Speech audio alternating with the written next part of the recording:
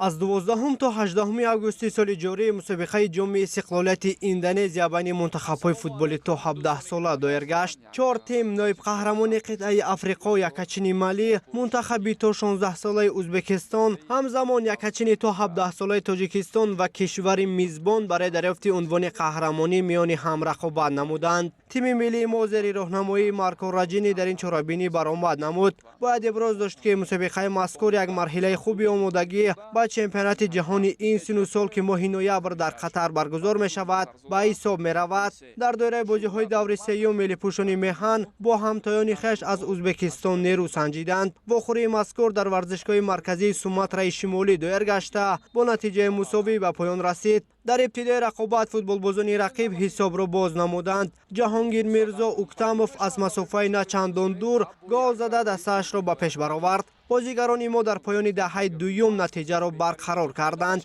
یکی از بازیگران محوری تیم ملی تا 17 ساله میهن عبدالله ابراهیم زاده از فرصت مناسب استفاده برد و گل جوابی را به ثمر رساند. در دقیقه 25 دیگر باره فوتبالبازان ازبکستان پیشرفت شدند. این بعد احراربک روشنبکوف به زدن گل موفق گردید. با گذشت 9 دقیقه محض همین بازیگر نتیجه را 3-1 کرده به نامش دوبل را ثبت کرد. قسم اول با همین نتیجه به پایان رسید. هنرنمایی دستپروران مارکو راجینی در نیمه دوم به مراتب بهتر شد و در این دیدار سخت و سنگین فوتبالبازان ما از باخت رها یافتند. در دقیقه 72 فوتبالبازان ازبک در داخل جریمه‌گاه خود اسدبک مختوموف را از پای افتاندند و داور مرکز پنالتی تعیین کرد. نیم حمایتگر مهربان عادل زاده از ضربه جریمه‌ای 11 متره را به خطا اجرا نمود. 5 دقیقه ماندن تا پایان وقت اساسی رقابت ضربه زده نظرالله اشورعلی زاده بعد برخورد با ستون دروازه با گل تبدیل یافت. یادآور می‌شویم که در بازی دور اول نیز محض گل زده این فوتبالباز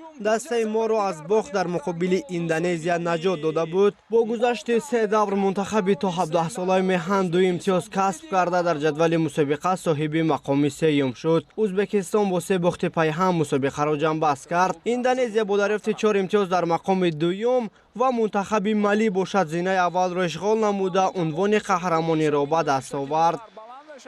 رقابت دوری سوم در مسابقه جام استقلالیت اندونزیا با اشتراک دسته‌های منتخب نورسان تا 17 ساله تاجیکستان و همسالان آنها از ازبکستان خاتمه یافت.